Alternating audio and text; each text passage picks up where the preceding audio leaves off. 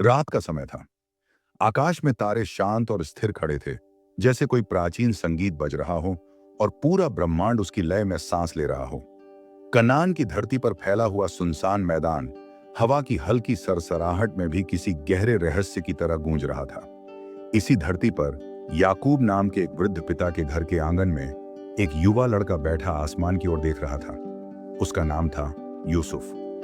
ये वही लड़का था जिसके सपनों में भविष्य बोलता था और जिसके भीतर कोई ऐसी रोशनी थी जिसे उसके भाई समझ नहीं पाते थे, बल्कि उससे जलते थे। यूसुफ अभी केवल 17 वर्ष का था, पर उसके भीतर एक अजीब सी शांति थी, जैसे वह संसार का बोझ अपने छोटे से दिल में भी सहजता से उठा सकता हो। अपने पिता के दिल के सबसे करीब, सबसे प्रिय और सबसे प्यारा, यही बात उसके भाइयों के दिल में चुभती थी। और फिर याकूब ने उसके लिए एक रंग बिरंगा बहुमूल्य चोगा बनवाया था, जिसके हर टुकड़े में प्यार और गर्व सिला हुआ था। भाई उस चोगे को नहीं, बल्कि उसमें छिपे पिता के प्यार को चुभन समझते थे। वे उसे पहनते हुए यूसुफ को देखते और उनकी आंखों में जलन की आग भड़क उठती। यूसुफ ने कई सपने देखे थे, लेकिन 2 सपनों ने पूरी दुनिया बदल दी। एक रात उसने सपना देखा कि खेतों में बंधे हुए अनाज के पूले खड़े हैं और उसके पूले के सामने उसके भाइयों के सारे पूले झुक रहे हैं। वह सुबह होते ही यह सपना खुशी में अपने भाइयों को बताने दौड़ पड़ा, पर उसे यह पता नहीं था कि उसके शब्द उनके दिल की आग में और तेल डाल देंगे। भाइयों ने उसका मजाक उड़ाते हुए कहा, क्या तू हम पर राज करेगा? हम तेरे आगे झुकेंगे? कभी नहीं। पर उनके मन में उसके लिए नफरत और भी बढ़ गई। कुछ ही दिनों बाद उसने एक और सपना देखा। इस बार सूर्य, चंद्रमा और 11 तारे उसके आगे झुके। यह सपना सुनकर पिता भी हैरान हुए और भाइयों की नफरत की आंधी और तेज हो गई। उनके दिल में सिर्फ एक ही बात बची, किसी तरह इस लड़के को रास्ते से हटाना है। एक दिन यूसुफ के भाई चराई के लिए दूर डोटान क्षेत्र में गए। याकूब को चिंता हुई और उन्होंने यूसुफ से कहा कि जाकर अपने भाइयों की कुशल क्षेम पूछ कर आओ। यूसुफ ने बिना सवाल किए यात्रा शुरू की। उसका सरल मन यह सोच ही नहीं सकता था कि जिनसे मिलने वह जा रहा है, वही उसके लिए खतरा बन चुके हैं। डोटान के खुले मैदानों में सूरज गर्म था और हवा में घास की हल्की महक थी। यूसुफ ने अपने भाइयों को दूर से देखा और मुस्कुराया, पर उधर भाइयों ने उसे देखते ही खून ठंडा कर देने वाला फैसला कर लिया। उन्होंने दूर से ही कहा, देखो, सपना देखने वाला आ रहा है, उसे मार डालते हैं और कहते हैं कि कोई जंगली जानवर खा गया। लेकिन उनके बीच रूबेन था, जिसने कहा, नहीं, खून न बहाओ, उसे सूखे कुएं में डाल दो। रूबेन की योजना यह थी कि वह बाद में चुपके से उसे निकालकर पिता के पास लौटा देगा। भाइयों ने उसकी बात मान ली, पर मन में घृणा अभी भी उबल रही थी। यूसुफ मुस्कुराते हुए पास पहुंचा ही था कि अचानक उसने अपने बड़े भाई शिमोन को आते देखा। उससे पहले कि वह कुछ समझ पाता, भाइयों ने उस पर झपट्टा मारा। उसका रंग बिरंगा चोगा एक झटके में खींच कर निकाल लिया गया। उसका शरीर जमीन पर धकेल दिया गया और इससे पहले कि वह अपनी बात कह सके, उसे घसीटकर उस सूखे कुएं में फेंक दिया गया। उसका शरीर नीचे गिरकर धूल में लिपट गया। धरती से उठती धूल की एक परत उसके चेहरे पर जम गई और जब वह ऊपर देखता तो उसे अपने ही भाइयों के चेहरे ऊपर से झांकते दिखाई देते, चेहरे जिन पर नफरत की छाया थी। कुआं अंधेरा था, बिल्कुल अंधेरा। वहां न पानी था, न रोशनी, बस नमी की बूंदें और मिट्टी की हल्की गंध। यूसुफ के दिल में भय और दर्द दोनों उमड़ने लगे। वह बार बार भाइयों को आवाज देता, पर वे उसकी चीखें हवा में उड़ा रहे थे। इसी बीच ऊपर से ऊंटों की घंटियों की आवाज आई। इश्माइली व्यापारियों का एक काफिला मिस्र जा रहा था। उन्होंने सोने, लोहबान और गंधरस से लदे हुए ऊंटों को आगे बढ़ाया और रास्ता यहीं से निकल रहा था। यह देखकर यहूदा ने भाइयों से कहा, हम उसे मारकर क्या पाएंगे? क्यों ना इस लड़के को व्यापारियों को बेच दें? वह हमारा भाई है, उसका खून हमारे हाथों पर नहीं आना चाहिए। उनकी आंखों में कोई दया नहीं थी, केवल व्यापार का लाभ। वे कुएं के पास गए, रस्सी डाली और यूसुफ को ऊपर खींच लिया। उसे ऊपर आते देख भाई किसी अजनबी को देखते हुए ठंडे पड़े और बिना दया के उसे काफिले वालों के हवाले कर दिया। 20 चांदी के सिक्कों में यूसुफ के हाथ बांधे गए और उसे ऊंटों के बीच चलने के लिए मजबूर किया गया। वह बार बार पीछे मुड़कर अपने भाइयों को देखता रहा, उम्मीद करता रहा कि वे उसे बुलाएंगे, माफी मांगेंगे, पर वे खड़े रहे जैसे कोई पत्थर की मूर्ति हो। और फिर काफिला आगे बढ़ गया। उसके पीछे धूल का एक बड़ा बादल उठा और यूसुफ की जिंदगी का एक बड़ा अध्याय वहीं खत्म हो गया। उधर भाइयों ने यूसुफ के रंग बिरंगे चोगे को एक बकरी के खून में डुबो दिया और पिता के पास ले गए। याकूब ने वह चोगा देखा और दहाड़ मारकर रो पड़े। उनका दिल टूट गया। उन्हें लगा कि उनका प्यारा बेटा किसी जंगली जानवर का शिकार हो गया। उस रात याकूब की रुलाई सुनकर पूरा घर कांप उठा और भाइयों के दिल में अपराध की एक चुप दर्दनाक आग जलती रही, जिसे वे किसी से कह नहीं सकते थे। उधर काफिला यूसुफ को लेकर मिस्र पहुंचा। वह पहली बार इतनी ऊंची दीवारों, बड़े महलों और चमकते सोने की वस्तुओं वाले शहर में आया था। मिस्र एक विशाल साम्राज्य था, अनुशासन, सुंदरता और रहस्य से भरा हुआ।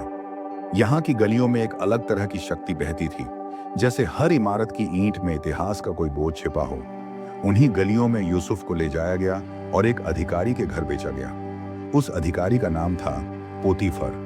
वह फिरौन का उच्च अधिकारी था, सैनिकों का कप्तान और बहुत प्रभावशाली। यूसुफ को उसके घर में एक दास के रूप में काम सौंपा गया। दिन बीतते गए।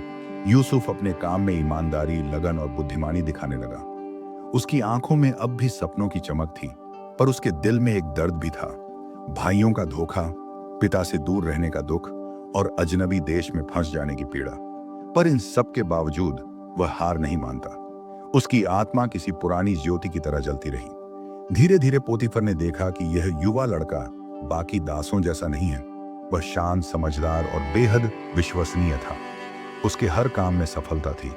उसके पास किसी तरह की बुद्धि थी जो बाकी दासों में नहीं थी। इसलिए पोतीफर ने उसे अपने घर का प्रधान प्रबंधक बना दिया। घर की सारी जिम्मेदारी उसी पर दे दी गई। यूसुफ के हाथ में घर की कुंजी, सब चीजों की व्यवस्था और पूरे घर की देखरेख आ गई। यह सब एक विदेशी लड़के के लिए बहुत बड़ी बात थी, पर उसकी मेहनत और ईमानदारी ने उसे यह स्थान दिलाया।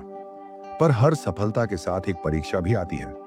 पोतीफर की पत्नी अक्सर यूसुफ को देखती रहती। उसके दिल में यूसुफ के लिए गलत इच्छा जागी, पर यूसुफ अपने परमेश्वर के प्रति ईमानदार था और अपने मालिक की निष्ठा को कभी धोखा नहीं दे सकता था। उसने बार बार पोतीफर की पत्नी की गलत बातों को ठुकराया, पर ठुकराना उतना आसान नहीं था जितना बोलना लगता है। एक दिन ऐसा आया जब घर में कोई भी नहीं था। पोतीफर की पत्नी ने जबरदस्ती यूसुफ को पकड़ लिया और उसे अपने पास खींचना चाहा, पर यूसुफ ने उसका हाथ छुड़ाया और वहां से भाग निकला। किंतु जाते जाते उसका वस्त्र उसके हाथ में रह गया। वह अपने वस्त्र के बिना ही घर से भाग गया, पर अपनी आत्मा को बचा लिया। गुस्से और अपमान में जलती पोतीफर की पत्नी ने उसे पकड़ लिया, वस्त्र दिखाकर यह झूठा आरोप लगाया कि यूसुफ ने उस पर हमला किया। पोतीफर घर आया तो उसने अपनी पत्नी की बात सुनकर गुस्से में आग बबूला हो गया। उसने यूसुफ की सच्चाई नहीं जानी, केवल अपनी पत्नी के झूठ पर विश्वास कर लिया और यूसुफ को कैद खाने भेज दिया गया, जहां अपराधी और राज्यद्रोही रखे जाते थे। यूसुफ की जिंदगी फिर से बदल गई और वह जेल की काली कोठरी में जा पड़ा। अंधेरे में बैठे हुए उसका दिल टूट चुका था। उसने आसमान की ओर देखा और कहा, हे प्रभु, मैंने क्या गलत किया? क्या यह वही भविष्य है जो मेरे सपनों में था, जहां सब मेरे आगे झुकेंगे? क्या यह मेरी मंजिल है? जेल की कोठरी पर भीतर से एक आवाज आई, यात्रा अभी खत्म नहीं हुई है। जेल की दीवारें ठंडी थीं और वहां की हवा किसी बूढ़े बीमार सर्प की सांस जैसी लगती थी, धीमी, भारी और नम। यूसुफ को उस अंधेरी कोठरी में खड़ा करते हुए पहरेदारों ने उसे एक पल भी सम्मान नहीं दिया। वह एक विदेशी दास का बदनाम नाम लेकर अंदर धकेल दिया गया, जैसे वह कोई कीड़ा हो। लेकिन यूसुफ के कदमों में एक अद्भुत साहस था। वह भीतर से टूट चुका था, पर उसका मन अब भी कह रहा था कि कहानी अभी खत्म नहीं हुई है। उसमें एक रोशनी थी जो उसे आगे ले जाती थी। उस रोशनी को किसी कैद के लोहे नहीं रोक सकते थे। कुछ ही दिनों में जेल अधिकारी ने देखा कि यह युवा आदमी बाकी कैदियों जैसा नहीं है। वह शांत था, ईमानदार था, उसकी चाल में कोई डर नहीं था और उसके शब्दों में सत्य की साफ गूंज थी। यूसुफ कैद में भी वही करता था जो उसने पोतीफर के घर में किया था। हर जिम्मेदारी को पूरी निष्ठा से निभाता था। धीरे धीरे जेल अधिकारी ने उसकी बुद्धिमानी और ईमानदारी को पहचाना और उसे पूरी जेल की देखभाल का भार सौंप दिया। अब वह कैदियों की व्यवस्था करता, उनकी समस्याएं सुनता और जेल के कामों का संचालन करता। वह एक कैदी होते हुए भी बाकी कैदियों का सहारा बन गया। एक दिन जेल में दो लोग नए आए। ये दोनों खुद मिस्र के राजा फिरौन के खास सेवक थे। एक था राजा का पियक्कड़ यानी प्याले का प्रमुख अर्धपति, दूसरा था राजा का रसोइया यानी रसोई का मुख्य अधिकारी। दोनों किसी कारण फिरौन के क्रोध का शिकार हुए थे और उन्हें जेल में डाल दिया गया था। इन दोनों को यूसुफ की निगरानी में रखा गया। कुछ दिन बीतने के बाद एक सुबह यूसुफ ने देखा कि दोनों के चेहरे पर एक गहरी उदासी और डर छाया हुआ था। उसने उनसे पूछा, तुम इतने उदास क्यों हो? क्या हुआ? दोनों ने एक दूसरे को देखा और कहा, हमने एक एक सपना देखा है, पर हमें कोई ऐसा नहीं मिल रहा जो हमें उसका अर्थ बता सके। यूसुफ ने शांत स्वर में कहा, सपनों का अर्थ परमेश्वर बताता है। अपना सपना मुझे बताओ। सबसे पहले प्याले के प्रमुख ने अपना सपना बताना शुरू किया। उसने कहा कि उसने देखा कि बेल की 3 डालियां हैं। डालियां कली देती हैं, फिर फूल खिलते हैं और फिर पके हुए अंगूर उगते हैं। उसने अंगूरों को लेकर फिरौन के प्याले में निचोड़ा और वह प्याला फिरौन के हाथ में रखा, बिल्कुल पहले की तरह। यूसुफ ने मुस्कुराकर कहा, 3 डालियां 3 दिन हैं। 3 दिन के बाद तुम्हें तुम्हारे पुराने पद पर वापस बुला लिया जाएगा और तुम फिर से फिरौन को प्याला दोगे, जैसे पहले देते थे। प्याले के प्रमुख की आंखों में उम्मीद की रोशनी आ गई। तभी रसोइये ने कहा कि वह भी अपना सपना बताना चाहता है। उसने कहा कि उसने देखा कि उसके सिर पर 3 टोकरियां हैं। ऊपर वाली टोकरी में राजा के लिए तैयार किए गए खाद्य पदार्थ हैं, पर अचानक पक्षी आकर उस टोकरी से खाना खा जाते हैं। यूसुफ ने यह सपना सुना और उसका चेहरा गंभीर हो गया। उसने धीरे कहा, 3 टोकरी 3 दिन हैं। 3 दिन के बाद तुम्हारा सिर काट दिया जाएगा और तुम्हारे शरीर को पेड़ पर टांग दिया जाएगा और पक्षी तुम्हारा मांस खाएंगे। रसोइये का चेहरा सफेद पड़ गया। 3 दिन बाद ठीक यूसुफ की बात के अनुसार फिरौन का जन्मदिन आया। उसने दोनों अधिकारियों को बुलवाया। प्याले के प्रमुख को उसने उसके पद पर वापस नियुक्त कर दिया, पर रसोइये को उसने मृत्युदंड दे दिया। सब कुछ बिल्कुल वैसा ही हुआ